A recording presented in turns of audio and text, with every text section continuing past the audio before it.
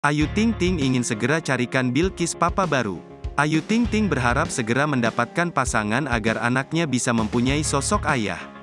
Harapan itu disampaikan Ayu Ting Ting di hari ulang tahun ke-9 Bilqis.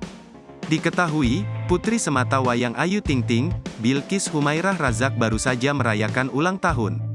Pada momen acara ulang tahun ke-9 putri semata wayangnya itu, Ayu Ting Ting pun menyimpan doa dan harapan. Asmara memang menjadi salah satu hal yang ingin diperbaiki Ayu Ting Ting di tahun 2023. Setelah sempat gagal menikah, pelantun lagu Sambalado tersebut berharap bisa dipertemukan dengan pria yang tepat.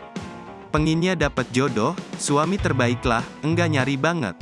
Insya Allah lah biar dilancarkan, ucap Ayu. Meskipun demikian, Bilqis ternyata memang belum memiliki keinginan untuk melihat ibunya menikah lagi.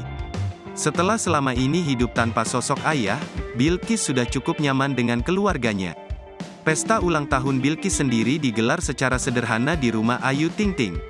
Acara tersebut hanya dihadiri oleh keluarga dan sepupu dekat Ayu Ting Ting.